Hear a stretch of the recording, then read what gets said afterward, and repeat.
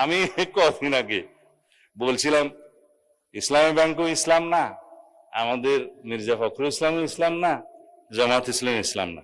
ফখরুল ভাই আমার উপরে একটু মাইন্ড করছে, যার জন্য আমি আজকে এটা নুরুল ইসলাম বলতেছি। নুরুল ইসলাম ইসলাম।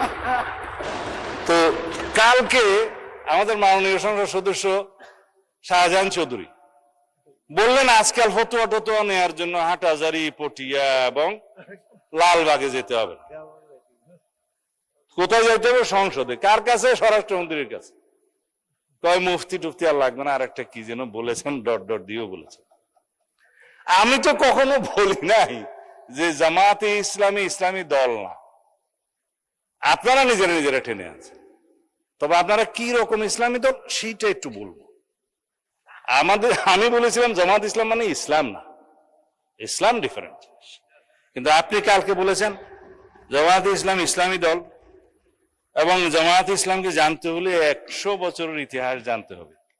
মানে স্পিকার ঘাটাঘাটি করে দেখলাম জামাত ইসলামের জন্মই হয়েছে 1941 সালের 26শে আগস্ট, মৌলানা সৈয়দ আবুল আলা মওদুদী তখন ব্রিটিশ ভারতের লাহোরে ইসলামিয়া পার্কে একটা সম্মেলনের মাধ্যমে এটা জন্ম দেয়। তা এখন তো 84 বছর বয়স আপনার। জি মাননীয় মন্ত্রী,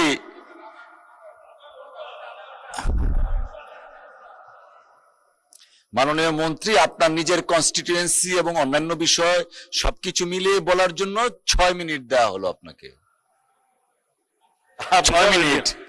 এই রাত্রে দেখি চিফ হুইপ সাহেব, চিফ হুইপ সাহেব দেন না, আপনি ওনাকে সময় বাড়িয়ে দেন। আপনার উনি যতক্ষণ বলেন ততক্ষণ মতো সময় বাড়িয়ে দেন। মানে স্পিকার এই দয়াটা আগে করলে আমি অর্থনীতি থেকে বাইরে হইতাম না। যাই দয়া করতে পারেন, কিন্তু আমরা তো পারি না। 6 মিনিট শেষ করেন দয়া করে। আপনি রুলস অফ প্রসিডিউর পড়ে দেখেন। ইউ আর দি মিলর, অভিভাবক of the house, you can do many things. যাই হোক, এই 100 বছর তো নাই, এখন 84 বছর। 100 বছর হইতে হইতে আমি অন্তত বাঁচবো বলে মনে হয় না। তা এখন বলে বলি হ্যাঁ বালাকোট এখানে নাই জনাব, এখানে আমি বলি। কিন্তু আপনারা 1947 দেশভাগের পরে জামাত ইসলামী হিন্দ নামে একটা শাখা হয়েছে। কারণ আপনাদেরটা তো অনেকটা আন্তর্জাতিক সংগঠনের মতো, জামাত ইসলামী পাকিস্তান, জামাত ইসলামী হিন্দ, জামাত ইসলামী বাংলাদেশ। কদিন আগে না কেবল আপনারা বাংলাদেশ শব্দটা আগে আনছেন, বাংলাদেশ জামাত ইসলামী। এখন 1947 সময়ে আপনারা ইতিহাস বলতে বলছেন আপনারা পাকিস্তান চান নাই। এটা ঐতিহাসিক ভাবে হইতে পারে, ভুল হইতে পারে। এখন 1971 ফির আপনারা বাংলাদেশ চান। আবার 1979 সালে শহীদ রাষ্ট্রপতি জিয়াউর রহমান ধর্মভিত্তিক রাজনীতির অনুমোদন করলে আপনারা আবার জামায়াত ইসলামী বাংলাদেশ শাখা নামে শুরু করলেন। আইডিয়াল। আচ্ছা আচ্ছা, তারপরে জামাত ইসলামী হয়েছে তো বাংলাদেশ হিসাবে। এখন আমি আর জম্মু কাশ্মীর আর আজাদ কাশ্মীরের 1953 আর 74 যাওয়ার দরকার নয়, ওখানেও 2টা শাখা আছে। আন্তর্জাতিক সংগঠন হওয়া ভালো, ফায়দা অনেক। তো এখন 71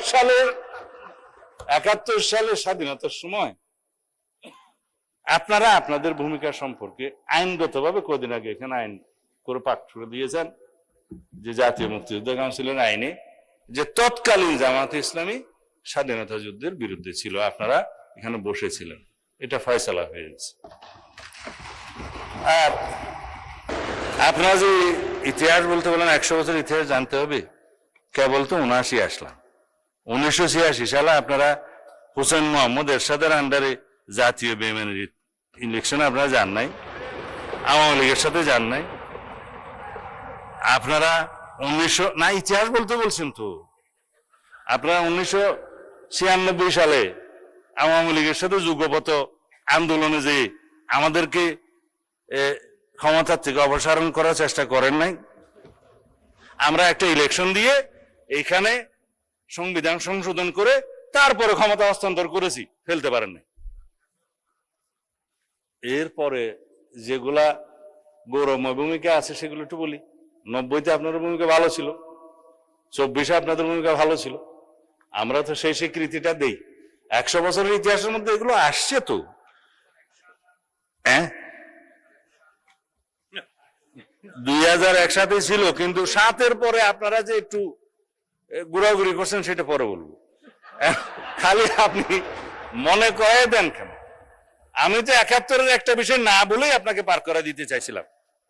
আপনারা মালেক সরকারের সময়, গভর্নর মালেক সরকারের সময়, পাকিস্তান, পূর্ব পাকিস্তানের সরকারে বাংলাদেশের স্বাধীনতা যুদ্ধকালীন চলার সময়ে জামাতের 2 জন সদস্য মন্ত্রিসভায় ছিল না? এই ইতিহাসটা আমি বলতে চাই না। হ্যাঁ, আব্বাস আলী খান শিক্ষামন্ত্রী, এম ইউসুফ রাজস্ব বিভাগের মন্ত্রী ছিল তো। আস্তে করে চাইছিলাম একটু এগুলো না বলি, আপনারা আবার শুরু। শাহ আজিজকে তো আমরা বুক ফুলে বলি। শাহ আজিজুর রহমানকে আমরা প্রধানমন্ত্রী বানাইছে আমাদের শহীদ রাষ্ট্রপতি জিয়াউর রহমান। অসুবিধা কি যে আমরা তো স্বীকার করি। হ্যাঁ হ্যাঁ, জামাত ছিল না তো, জামাত ছিল। ছিল না। ঠিক আছে, সেই ডিবেট আপনারা করবেন, সেই ডিবেট আপনারা করবেন ফ্রম ইউর সাইড, আমরা করব না।